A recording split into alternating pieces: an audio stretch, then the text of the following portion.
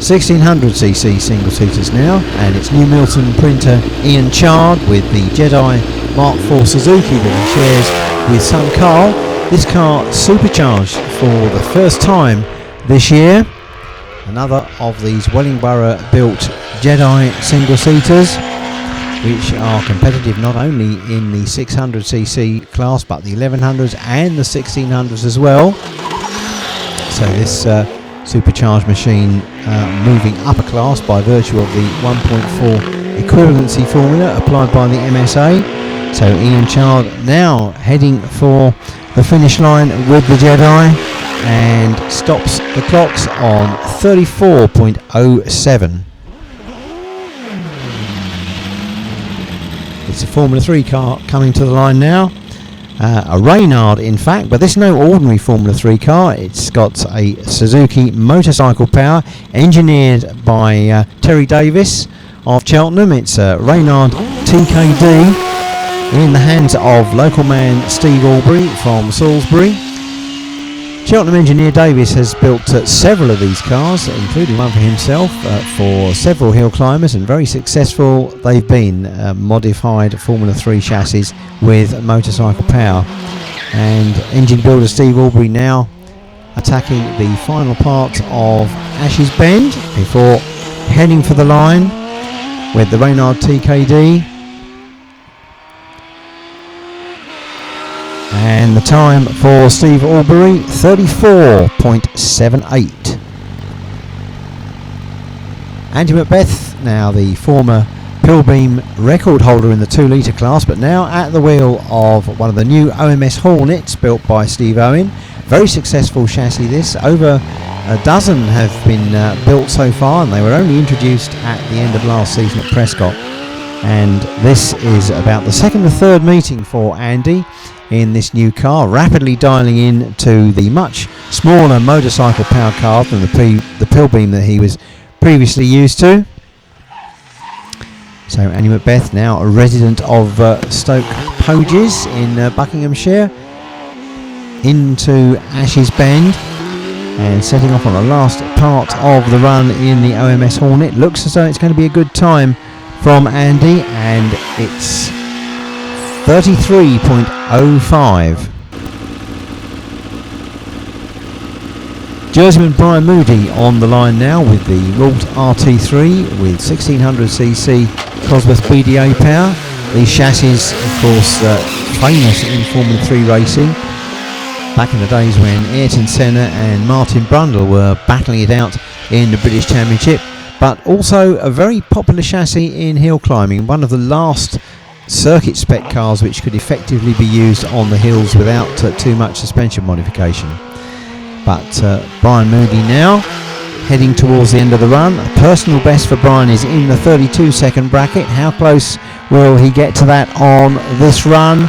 And the answer is pretty close, 33.13 for Brian Moody. Andrew Mathis is next to the line with the Westover Skoda Van Diemen Formula Vauxhall Junior. Shares the car with Father Roger. And away from the line goes Andrew with his mum Jill taking the photos on the left, in fact. And Andrew Mathis already down now into Hollow Bend with the 1600cc Vauxhall powered car. Perhaps just a little bit down on power compared to some of the opposition. He'll have a hard task to beat, for example, Peter Sexton coming up soon in the OMS, the regular class leader, but nonetheless he's pushing on hard with the little Formula Vauxhall Junior car, and he crosses the line and stops the clocks on 34.75. Tiger chassis were built at High Wycombe by former Formula 1 drivers Tim Schenken and Howden Ganley, and this is Tony Marlowe's version, which features the 1600cc 4-cylinder Peugeot unit. The car originally belonged to Terry Davis, who we mentioned earlier built those bike engine Reynard cars, but Tony Marlowe has been competing with this car for a couple of years now, and normally sets times around the 33-34 second bracket, and he's on course for that now as he comes into carousel, just bumping over the curbs. So Tony Marlow then into Ashes Bend.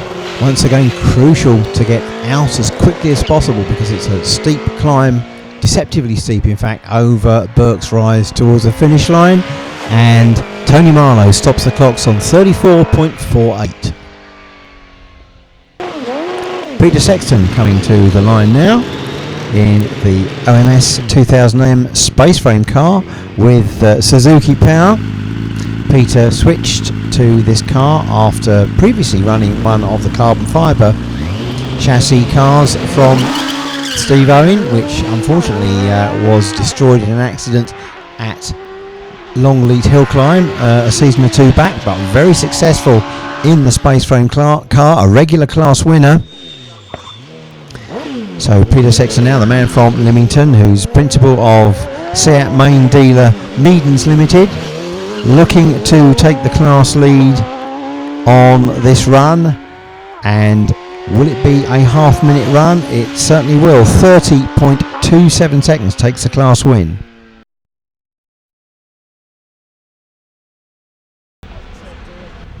On to the 2 litres now, and with son Nick driving the PCD Saxon, it's Mike Gregory now in this DJ Race Cars Suzuki powered machine, the Firehawk, built by Del Quigley and the team up in the Peak District, north of Derbyshire.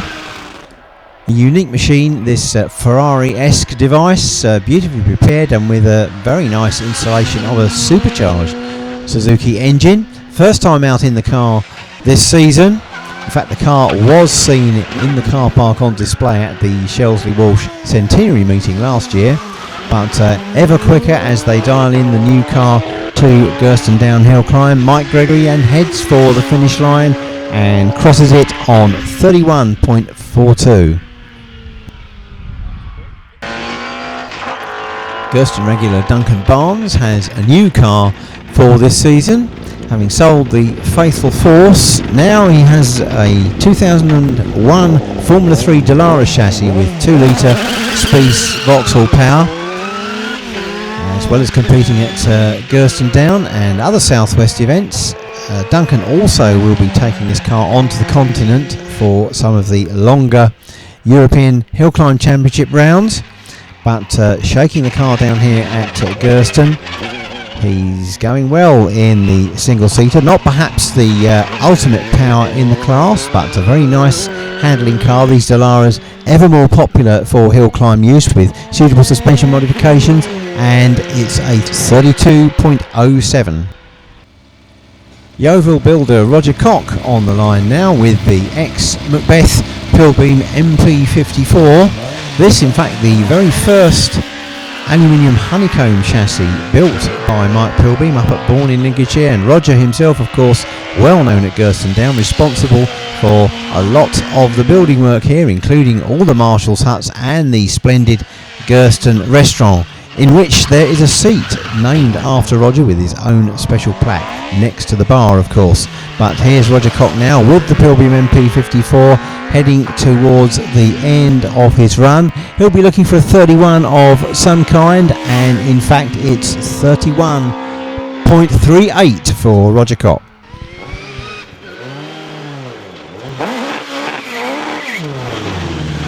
The final 2 litre runner is the vastly experienced Tony Wiltshire. Hill climbed both standard road going and mod sports lands with great success, but in recent years now into single seaters, and now here in this self-developed Rolls RT34 with 2 litre Longman Peugeot power.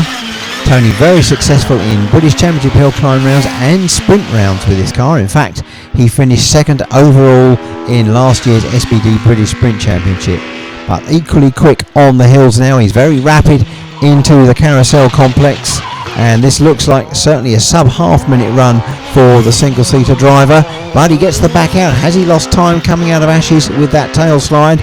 It looks as though he may well be on for a good sub half minute run, and it's 28.92, fastest time of the day so far for Tony Wiltshire.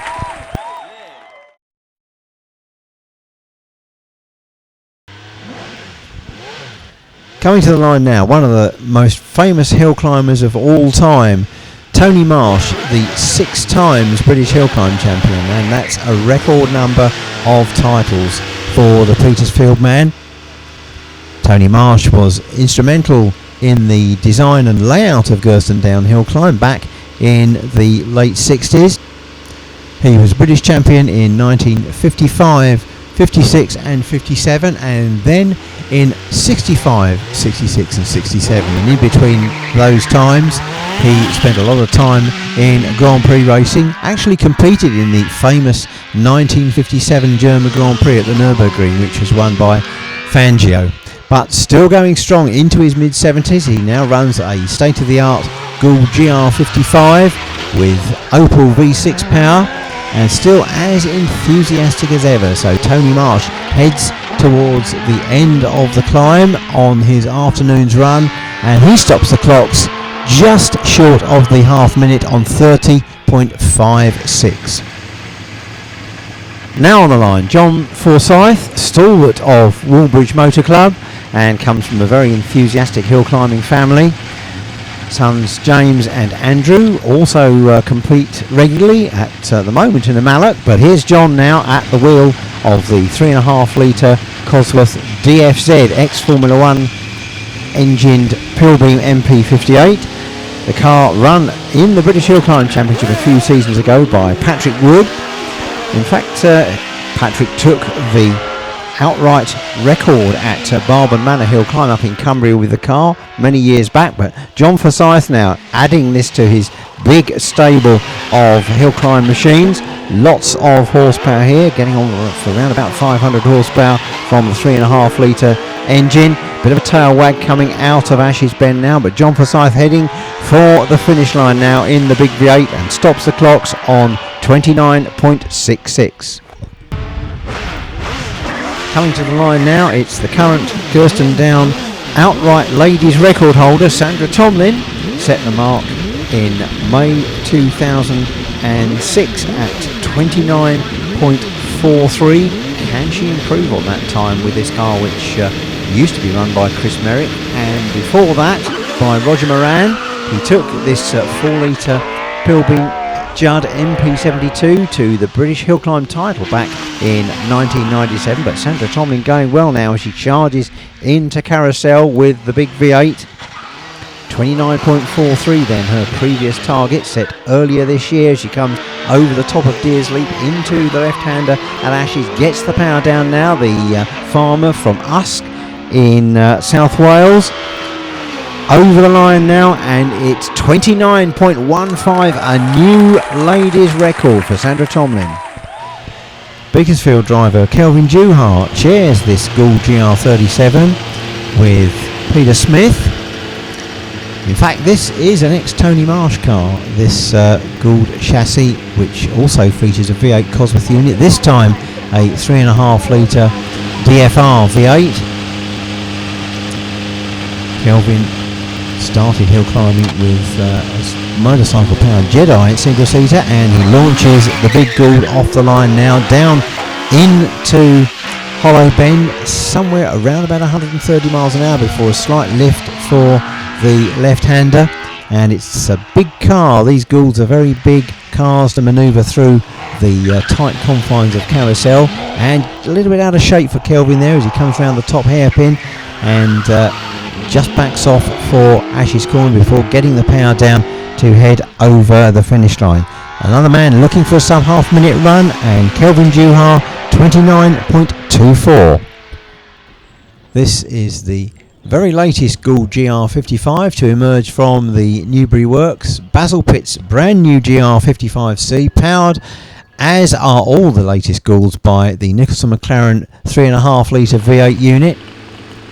Basil Pitt took delivery of this car at the beginning of the season after a tremendous year with his older GR37 model in previous seasons. He's scored British Championship points, notably here at Gurston, where he finished 5th overall in a run-off last year, and currently he is the Gurston Down top 10 champion and looking to defend his title with the new car this season.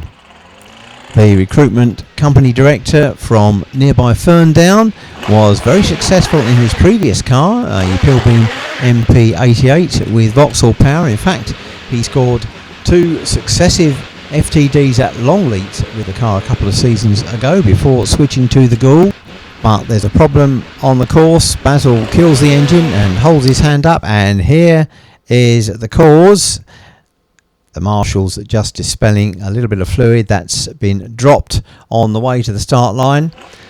So wife Lorraine has already restarted the engine for Basil, and he's ready to come to the line with the GR55C. Fastest in practice. Basil will be looking for a 28-second run, or perhaps even better.